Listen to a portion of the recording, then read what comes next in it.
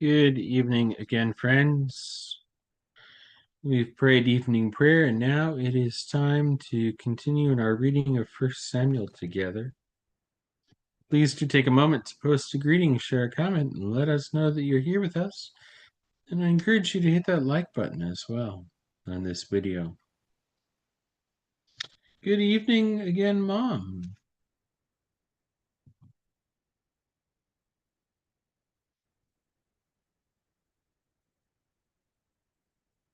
First Samuel. Let's take a look at the big picture here. And since we are in 1 Samuel, we'll zoom in here on 1 Samuel. We're making good progress. Tonight, we begin the 26th chapter. There are 31 chapters. So we are working our way closer and closer to the end of this book. David is on the rise, and we are getting closer and closer to Saul's demise, to his defeat and his death, which will bring about in the opening of 2 Samuel, the beginning of the reign of King David.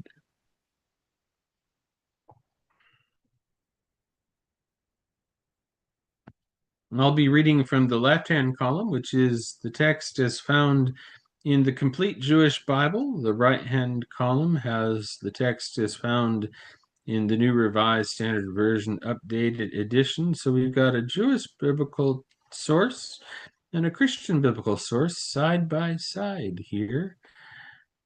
I will primarily will be reading from the left-hand column, and we'll use the right-hand column primarily to bring to our awareness in our Christian biblical language the things that in Jewish biblical language sound different than we are accustomed to hearing. And there's a fair amount of that here in 1 Samuel.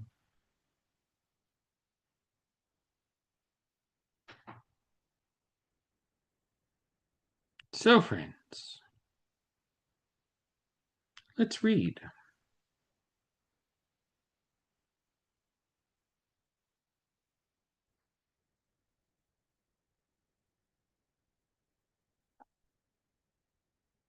The people from Ziph, the Ziphites, went to Shaul, Saul, in Gibeah, and said, David is hiding himself on Hakilah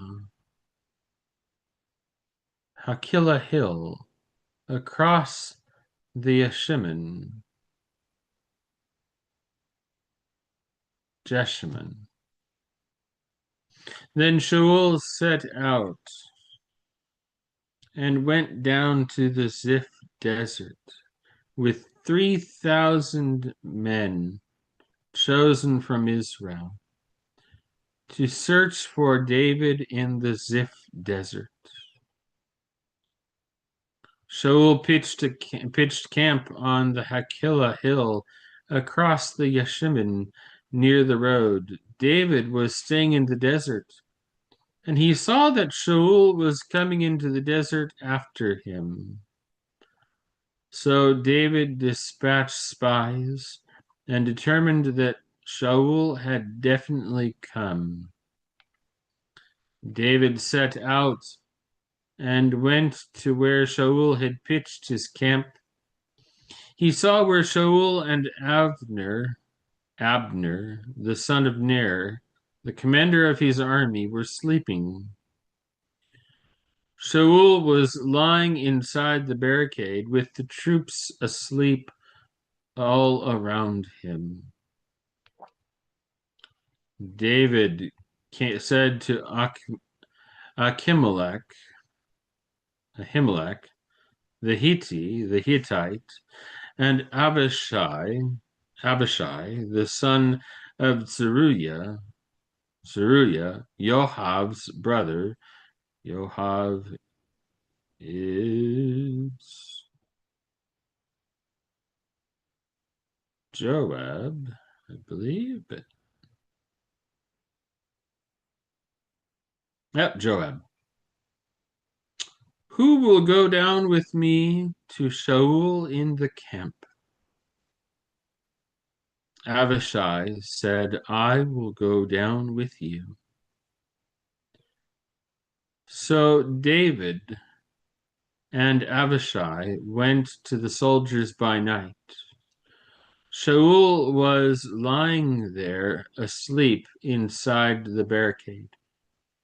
His spear was stuck in the ground next to his head, with Abner and the troops asleep all around him.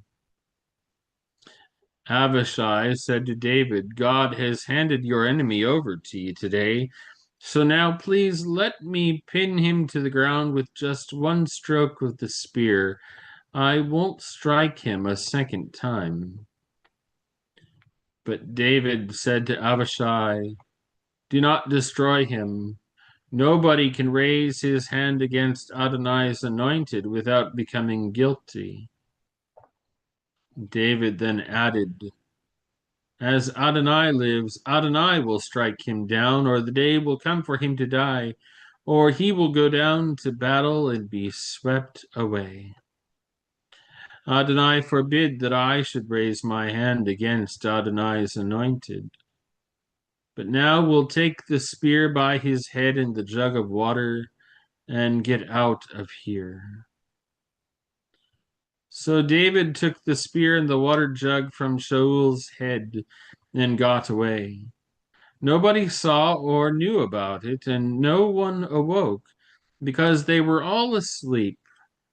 A deep sleep from Adonai had fallen over them. David crossed to the other side and climbed to the top of the distant ridge, leaving a considerable space between them. Then David called out to the troops and to Abner the son of Ner, Abner, aren't you going to answer? Abner answered, who are you calling to the king? David said to Abner, aren't you the brave one? Who is there in Israel to compare with you? So why haven't you kept watch over your lord the king? Someone came in to kill the king, your lord. It's not good what you've done. As Adonai lives, you deserve to die, because you didn't keep watch over your lord, Adonai's anointed. And now see where the king's spear is, and the jug of water that was next to his head. Shaul recognized David's voice and said, is that your voice, my son David? David said, it is my voice, my lord king. And continued, why is my lord chasing his servant? What have I done? What evil am I planning? Please now, may my lord the king hear what his servant is saying. If it is Adonai who has stirred you up against me, let him receive an offering. But if it's human beings, then a curse on them before Adonai. Because as things stand today, they have driven me out so that I can no longer share in Adonai's inheritance. They've said, go, serve other gods. Now don't let my blood fall on the ground away from the presence of Adonai. The king of Israel has gone out in search of a single flea, as if he were hunting a partridge in the mountains. Then Shaul said, I have sinned. Come back, my son David. I won't harm you any longer, because you regarded my life as precious today.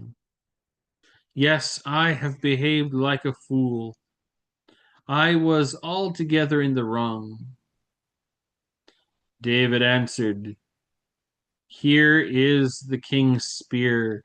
Send one of the men over to bring it back. Adonai will give every person a reward suited to his uprightness and faithfulness. Adonai put you in my power today, but I would not raise my hand against Adonai's anointed. Look, just as I put great value on your life today, so may my life be given great value by Adonai. May he deliver me from every kind of trouble. Shaul answered, Blessings on you, my son David. No question that you will accomplish everything you set out to do. So David went on his way, and Shaul returned to his place.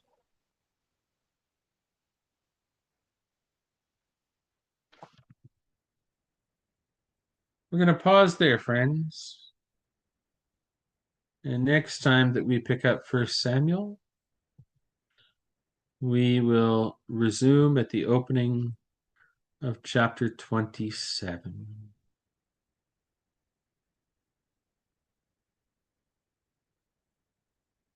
Have a blessed evening.